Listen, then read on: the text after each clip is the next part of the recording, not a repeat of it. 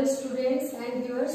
Today I am going to discuss about the atmosphere. মানে আজকে আমি বায়ুমণ্ডলের চ্যাপ্টারে যে বিষয়গুলো নিয়ে আলোচনা করব সেটা হচ্ছে যে বায়ুচাপের তারতম্যের কারণ, the reason behind the variation of atmospheric pressure বা বায়ুচাপের তারতম্যের কারণ।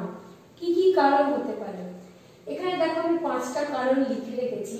1 নম্বর হচ্ছে কি উষ্ণতা বা টেম্পারেচার, 2 নম্বর হচ্ছে উচ্চতা বা হাইট, 3 নম্বর হচ্ছে জলীয় বাষ্প বা ওয়াটার ভেপার, 4 নম্বর হচ্ছে কি পৃথিবীর আবর্তন বা রোটেশন অফ দ্য আর্থ, 5 নম্বর হচ্ছে কি স্থলভাগ ও জলভাগের উপস্থিতি বা we can say the presence of the land mass and the water mass. ওকে, এবার হচ্ছে এই 5টা জিনিস কি মানে এফেক্ট দেয় সেটা আমরা জানবো। প্রথম হচ্ছে কি উষ্ণতা বা টেম্পারেচার। কি হয় না, বায়ুর চাপ তখনই হয় যখন নিম্নচাপ হয়, তখন দেখা যায় কি সেই স্থানে উচ্চচাপ অঞ্চল থেকে বায়ু নিম্নচাপের দিকে আসে এবং যার ফলে কি হয় না একটা ঝড় বা প্রবল হাওয়ার সৃষ্টি হয়। ঠিক আছে, আবার যখন বায়ু নিম্নচাপ থেকে উচ্চচাপের দিকে যেতে পারে, মানে উচ্চচাপ হচ্ছে শীতল জায়গা আর নিম্নচাপ হচ্ছে কি যেখানে প্রচন্ড গরম বা warm kind of temperature presence থাকে। নেক্সট হচ্ছে কি উচ্চতা বা হাইট। আমি এর আগেও পড়িয়েছি যে per 1000 metre height 6.4 degree centigrade temperature decreases, মানে কি 1000 মিটার উচ্চতা যত বাড়তে থাকে 6.4 ডিগ্রি সেন্টিগ্রেড টেম্পারেচার কমতে থাকে। মানে কমন সেন্সে তোমরা বলবে যে হ্যাঁ, মানে উপত্যকা অঞ্চলে ঠান্ডা পরিবেশটা কম থাকে আর পাহাড়ের চূড়ায় ঠান্ডাটা বেশি থাকে, বা প্লেন রিজিয়ন বা সমভূমি অঞ্চলে কি হয় ঠান্ডা কম থাকে বা গরম থাকে বলতে পারি, আর পর্বতের উপরে বা পাহাড়ের উপরে কি হয় না ঠান্ডাটা বেশি থাকে। তো এর জন্য একটা বায়ুর চাপের তারতম্য আমি একটু আগেই বললাম, যেখানে ঠান্ডা বেশি থাকবে সেখানে উচ্চচাপ হবে, যেখানে গরম থাকবে সেখানে নিম্নচাপ হবে। এরপর দেখো জলীয় বাষ্প। আমরা জানি জলীয় বাষ্প কখন বায়ুতে থাকে, যখন বায়ুর উষ্ণতার মাত্রা বেশি পায়, বায়ু উষ্ণ হলে কি হয় হালকা হয় এবং তার তখন জলীয় বাষ্প সংগ্রহ করার ক্যাপাসিটি বাড়ে। That means the wind will capable to collect the water vapor if it will become the warmer wind. ঠিক আছে, মানে বায়ুটা যখন গরম হয়ে ওঠে তখনই it can be able to collect the water vapor from the water portion or area ocean portion etc. এবার হচ্ছে কি স্থলভাগ ও জলভাগের উপস্থিতি। আমি এর আগেই তোমাদের পড়িয়েছি যে কিভাবে স্থলবায়ু আর জলবায়ু প্রবাহিত হয়। সেখানেও দেখি কি দিনের বেলায় কি হচ্ছে না উষ্ণতা কোথাও কম হচ্ছে কোথাও বেশি হচ্ছে, মানে কি স্থলভাগ দ্রুত উত্তপ্ত হচ্ছে, জলভাগ তখনও ঠান্ডা থাকছে। তাহলে কি হচ্ছে না উত্তপ্ত অংশ শীতল, এই উত্তপ্ত অংশ গরম হয়ে যাচ্ছে, নিম্নচাপ হচ্ছে, তখন শীতল অংশ থেকে তোমার উষ্ণ অংশের দিকে বায়ু প্রবাহিত হচ্ছে। যেমন দিনের বেলায় কি বায়ু প্রবাহিত আমরা জানি জলবায়ু, আর মানে জলভাগের ওপর দিয়ে যে বায়ুটা প্রবাহিত হচ্ছে, আর রাতের বেলায় হচ্ছে কি শীতল অবস্থায় কি হচ্ছে স্থলবায়ু প্রবাহিত হচ্ছে। তো এই কারণেও কি হচ্ছে উচ্চচাপ ও নিম্নচাপের একটা প্রভাব আমরা দেখতে পাই। we can see the difference. কি আমি আবারও বলছি যে in the daytime the land portion become much more warmer than the water portion. So obviously warm portion means the low pressure and cold portion means the high pressure. So obviously the wind will flow from the high pressure zone to low pressure zone. This thing happen. তো we can say আমরা বলতে পারি যে স্থলভাগ আর জলভাগের উপস্থিতিও একটা বায়ুর চাপের তারতম্যে একটা মুখ্য ভূমিকা পালন করে।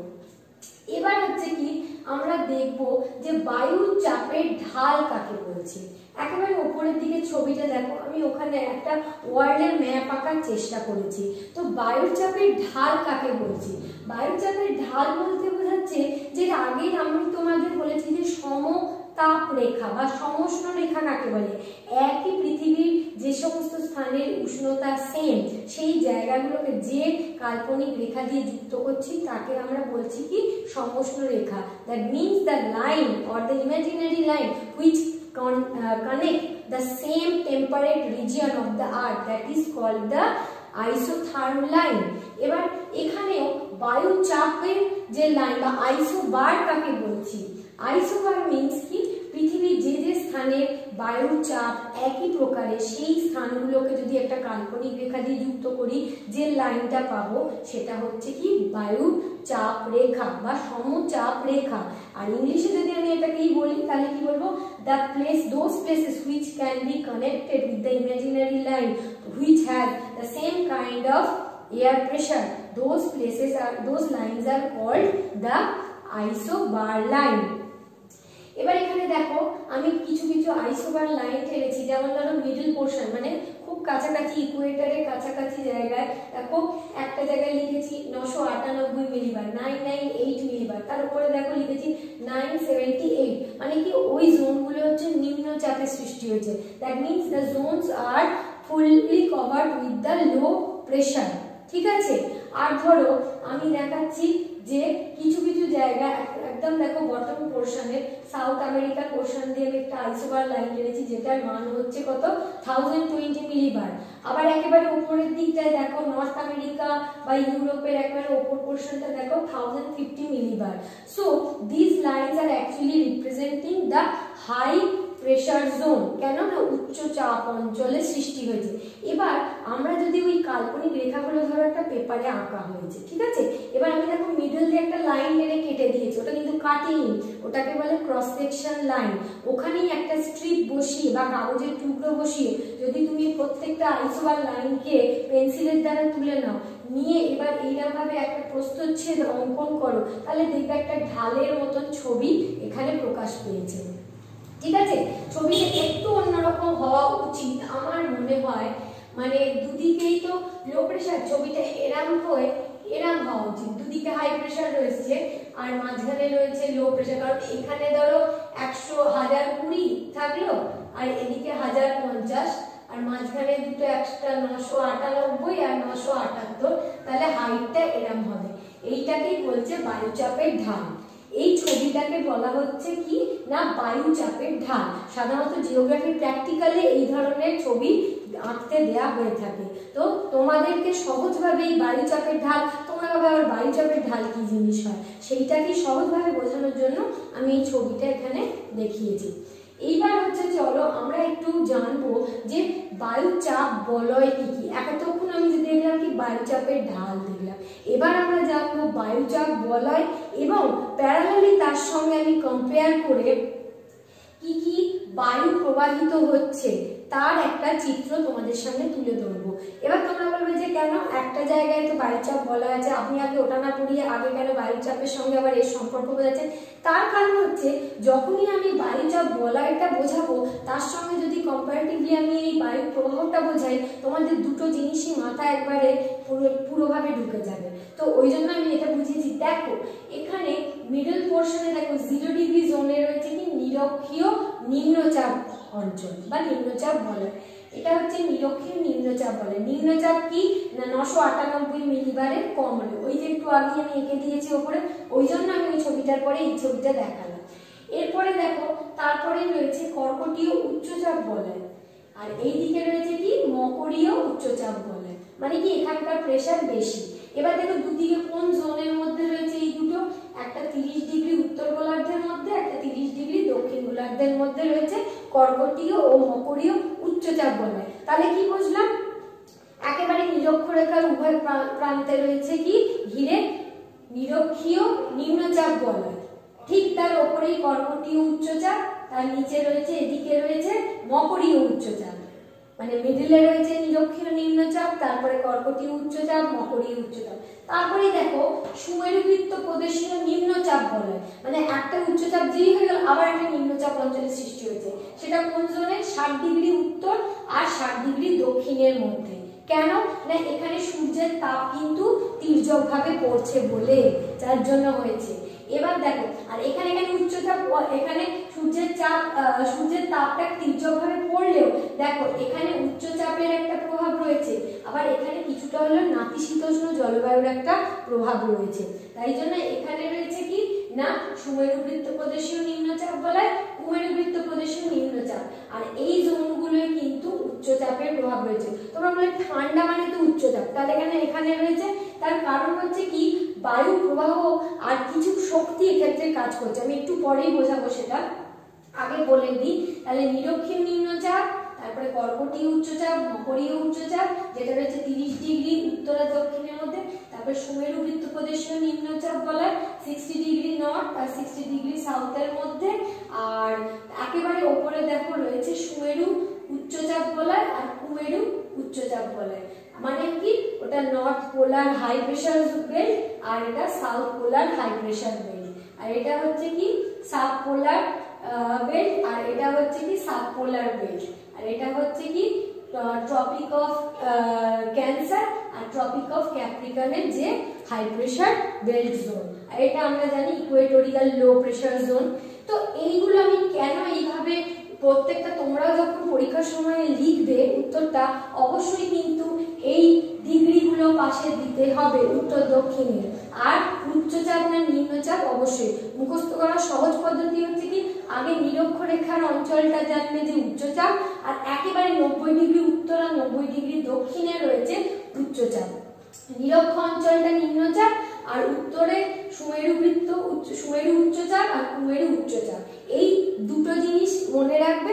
তাহলে মাঝেরগুলো নিরক্ষ যেই নিম্নচাপ হবে তারপরে দুটো অবশ্যই উচ্চচাপ, আবার তারপরে দুটো নিম্নচাপ, তাহলে তুমি অলরেডি 4টে লিখে ফেললে, আর 3টে তার আগে তুমি লিখেই ফেলেছো।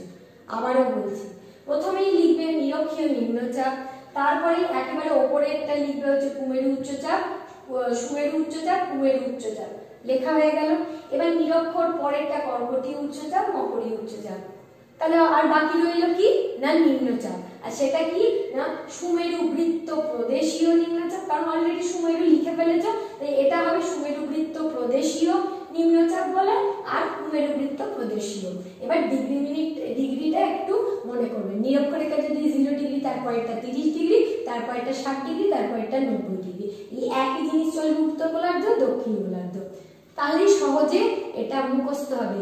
এবার এর সঙ্গে রিলেটেড কি বায়ু প্রবাহ, এর সঙ্গে রিলেটেড বায়ু প্রবাহ কি কি কারণে বায়ু প্রবাহিত হয়, তার 4টে মুখ্য কারণ রয়েছে। 4টে মুখ্য কারণ আমি এখানে লিখেছি, দেখো। 1 নম্বর হচ্ছে বায়ুচাপের ঢাল, একটু আগে যেটা এঁকেছি। 2 নম্বর হচ্ছে কি কোরিওলিস ফোর্স বা কোরিওলিস বল, যেটাকে বলি বিজ্ঞানী কোরিওলিস এটা আবিষ্কার করেছিলেন, যে একটা শক্তি কাজ করে যেটা পৃথিবী শুদ্ধ সমস্ত প্রকার বায়ু প্রবাহ তথা বায়ুচাপ অঞ্চলের এই অবস্থানটাকে নিয়ন্ত্রণ করে।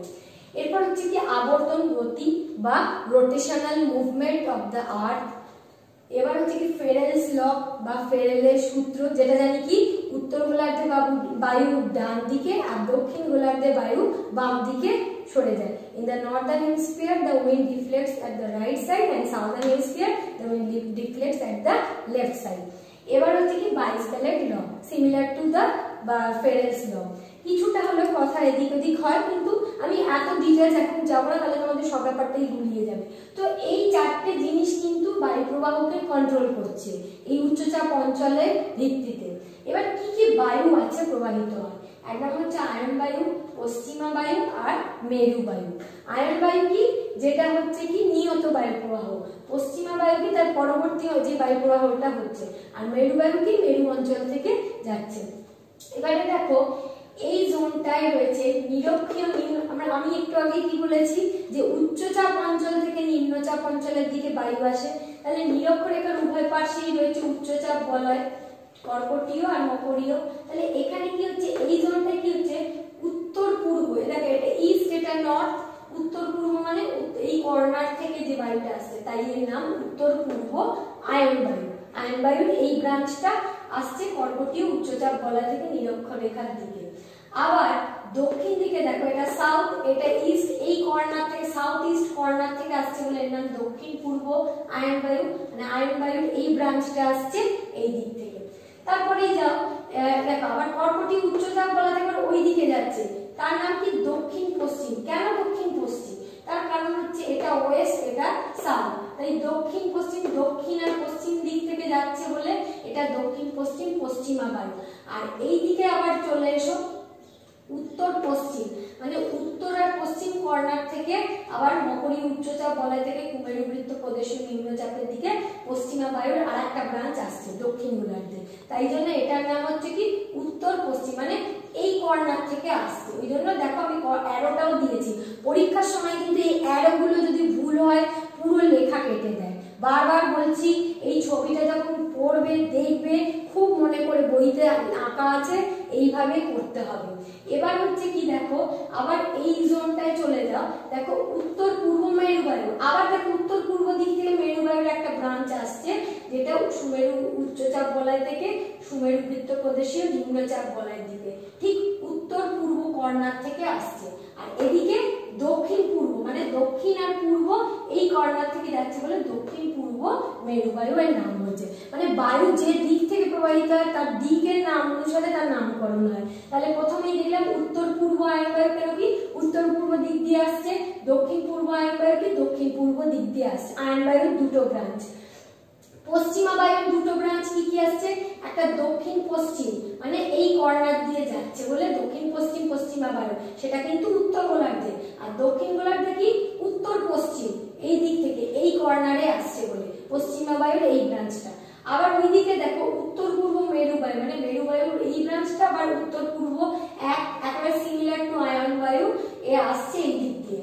আর এদিকেও সেই সেম অবস্থা হচ্ছে কি দক্ষিণ পূর্ব মেরুবায়ু, মানে আয়ন বায়ু আর মেরুবায়ু ব্রাঞ্চ দুটো একই নামে অভিহিত হচ্ছে, শুধু চেঞ্জ আসছে কিসে পশ্চিমা বায়ুতে। তাহলে আমরা এটাও মুখস্থ করার একটা পদ্ধতি কি, আয়ন বায়ু আর মেরুবায়ু সিমিলার নামে প্রবাহিত হচ্ছে, আর চেঞ্জ আসছে শুধু পশ্চিমা বায়ুর নামের ক্ষেত্রে। তাহলে খুব সহজেই তোমাদের এটা মুখস্থ থাকবে। তাহলে এই ছবিটা একটু ভালো করে পড়বে, তাহলে ঠিক ম্যাথমেটিক্যাল ক্যালকুলেশনের মতন একটু অল্টারনেটিভলি পড়তে হবে, তাহলে মুখস্থ হয়ে যাবে। যারা চেস খেলতে ভালোবাসো তাদেরও মুখস্থ হবে, যারা চেস খেলতে পারো না তাদেরও ভালো মুখস্থ হয়ে যাবে।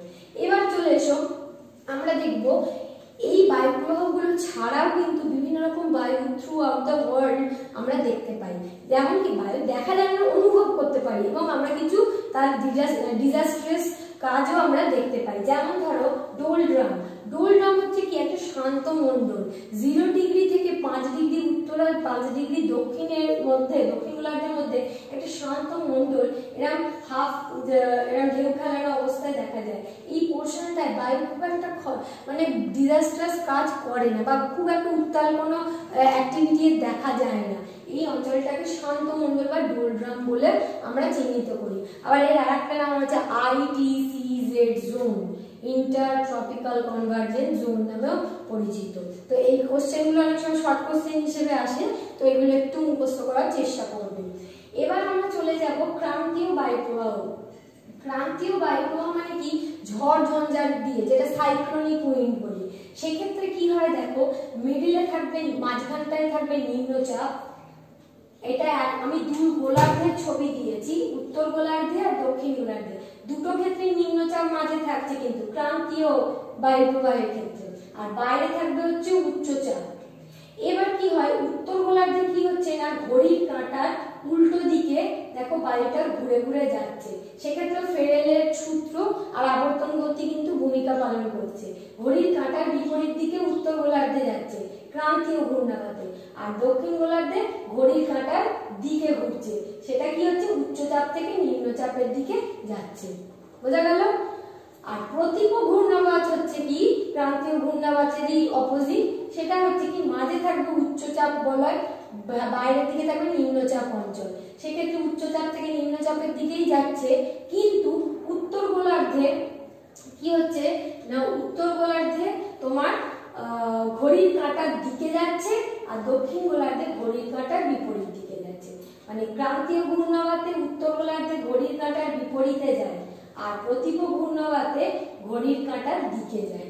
এই ব্যাপারগুলো একটু বুঝে পড়লে, লিখে রেখে মুখস্থ করলে সহজেই মুখস্থ হয়ে যাবে। ছবি এঁকে পড়লে আরো বেটার ওয়েতে মুখস্থ হবে। সুতরাং আমি দেখতে পাচ্ছি যে এইসব বায়ুপ্রবাহগুলো আছে। এছাড়া কিছু বায়ু রয়েছে, যেমন ধরো লোকাল উইন্ড যেগুলো বলি, চিনুক, যেমন লোকাল উইন্ড, এছাড়া ধরো সমুদ্র বায়ু আছে, স্থলবায়ু আছে, এর আগের ভিডিওতে আমি বলেছি সেগুলো। এরপর তোমরা জানো মৌসুমী বায়ু, সেটাও আগের ভিডিওয়ে আমি এক্সপ্লেন করেছি যে এটা একটা পিরিয়ডিক উইন্ড, একটা নির্দিষ্ট সময় আসে। এটাকে আবার দুভাগে ভাগ করা যায়, একটা গ্রীষ্মকালের মৌসুমী বায়ু আর একটা শীতকালে বা সামার মনসুনাল উইন্ড অ্যান্ড উইন্টার মনসুনাল, বা এটাকে ব্রাঞ্চ হিসেবেও ভাগ করতে পারি। The south western monsoon wind যেটা গরমকালে আসে, বৃষ্টিপাত ঘটায়, আর নর্থ ইস্টার্ন মনসুন উইন্ড যেটা কিনা শুষ্ক হয়, শীতকালে আসে। এবার হচ্ছে কি ক্যাটাবেটিক আর অ্যানাবেটিক বায়ু। ক্যাটাবেটিক বায়ু হচ্ছে কি সাধারণত যে বায়ুটা ভারী ও শীতল বায়ু যখন পর্বতের উচ্চতাপূর্ণ অংশ থেকে পর্বতের ঢাল বরাবর উপত্যকায় নেমে আসছে, পর্বতের উঁচু অংশ থেকে ঢাল বরাবর উপত্যকায় নেমে আসছে, তাকে বলছি আমরা কি না ক্যাটাবেটিক বায়ু। আর অ্যানাবেটিক বায়ু কি নিচে মানে উপত্যকা অংশ থেকে যখন বায়ুটা হালকা হয়ে দিনের বেলায় গরমে অবস্থায় সেটা হালকা হয়ে পর্বতের ঢাল বরাবর পার্বত্য অঞ্চলে উপরে শীতল হওয়ার জন্য উঠে যাচ্ছে। মানে রাতের বেলায় ভারী অবস্থায় বায়ু যখন নিচে উপত্যকায় নামছে তাকে বলছি ক্যাটাবেটিক, আর দিনের বেলায় গরম হয়ে সূর্যের তাপে বায়ু হালকা হয়ে যখন ঢাল বরাবর উপত্যকা থেকে উপরে উঠে যাচ্ছে তাকে বলছি আমরা কি অ্যানাবেটিক। তাহলে ক্যাটাবেটিক হচ্ছে আসছে, অ্যানাবেটিক হচ্ছে উপরের দিকে যাচ্ছে। এই দুটো ভাবে পড়লে ছবি দেখে মুখস্থ হয়ে যাবে। আর স্থানীয় বায়ু তো আমি এর আগেই বললাম চিনুক, ফন, সিরোকো, লুটা তো আমরা খুব কমনলি জানি, কারণ ইউপি, বিহার, রাজস্থান এসব গরম জায়গা যেখানে মানে কি ড্রাই উইন্ড একটা শরীর থেকে সমস্ত ময়েশ্চার টেনে নেয়, সেটা কিন্তু আমাদের এখানেও এখন চলে এসছে গ্লোবাল ওয়ার্মিং এর এফেক্টে। তোমরা গরমকালে যদি দেখো দেখবে আমাদের এখানে এখন হাত মুখ চোখ ড্রাই হয়ে যায়, আগে যত না ঘাম হতো এখন মুখ চোখ ড্রাই বেশি হয়, এই লু উইন্টার এটাই হচ্ছে বৈশিষ্ট্য। তো ঠিক আছে, এই সব নিয়ত বায়ু প্রবাহটা তোমরা একটু ভালোভাবে পড়ার চেষ্টা করো। আর আকস্মিক বায়ু, ক্রান্তীয় বায়ু আমি তো বললামই। নাতিশীতোষ্ণ ঘূর্ণাবাত কাকে বলে বলো তো? আমি এর আগের দিন বুঝিয়েছিলাম বোধহয়। নাতিশীতোষ্ণ ঘূর্ণাবাত হচ্ছে কি ফ্রন্টাল উইন্ড, মানে ওপরে ভারী বায়ু থাকে, নিচে হালকা বায়ু থাকে, এবং সে ভারী বায়ুটা নিচে নামতে চাইছে, হালকা বায়ুটা এরকম ওপরে উঠতে চাইছে, এবং তখন সে একটা সাইক্লোনিক মুভমেন্ট সৃষ্টি করছে। এটা সাধারণত নাতিশীতোষ্ণ অঞ্চলেই দেখা যায়। কেন না নাতিশীতোষ্ণ অঞ্চলে শীতল বায়ুরও প্রাদুর্ভাব থাকে যেটা মেরু অঞ্চল থেকে আসে, আর উষ্ণ বায়ুরও প্রভাব থাকে যেটা ক্রান্তীয় অঞ্চল থেকে যায়। এর জন্য নিচের থাকে হালকা বায়ুটা, উপরে ভারী বায়ুটা থাকে। ওই জন্য নাতিশীতোষ্ণ মণ্ডলে যেখানে নাতি শীত উষ্ণ মানে না বেশি ঠান্ডা না বেশি গরম, তাই জন্য এই অঞ্চলে এই ধরনের ঘূর্ণাবাত দেখা যায়। তো আশা করছি আমি মোটামুটি এই পোর্শনটা তোমাদের বোঝাতে সক্ষম হয়েছি। আর জেট স্ট্রিমটা তো আগের দিন আমি বুঝিয়েছিলাম, তাও বলবো এর নাম জেট স্ট্রিম কেন হয়েছে না দ্বিতীয় বিশ্বযুদ্ধের সময় আর প্রথম বিশ্বযুদ্ধের সময় কি হয়েছিল না জেট বিমান যখন এরমভাবে যুদ্ধ জন্য ব্যবহার করা হতো আমরা জানি, তো সেই জেট বিমানটা যখন প্রবাহিত হচ্ছিল তখন ওরা কি করে ওদের ওখানে প্লেনের মধ্যে একটা ইন্ডিকেটর দেওয়া থাকে, দিক নির্ণয় করে বা কোন বায়ু আসছে বা কোনো ঝড় আসছে কিনা তারও একটা পূর্বাভাস দেয়। তো সেইখানেই ওদের ইন্ডিকেশনে এই বায়ুর উপস্থিতিটা লক্ষ্য করা গেছিল, তাই জন্য জেট বিমানের দ্বারা এটা আবিষ্কৃত হয়েছিল বলেই এর নাম হচ্ছে জেট স্ট্রিম বা জেট বায়ু। তো ঠিক আছে, আশা করছি আমি এটা বোঝাতে মোটামুটি সক্ষম হয়েছি। তোমরা পড়বে। নেক্সট দিন আমরা অধঃক্ষেপণ আর আর্দ্রতা বা ময়েশ্চার অ্যান্ড দ্য প্রেসিপিটেশন নিয়ে আলোচনা করব। Thank you.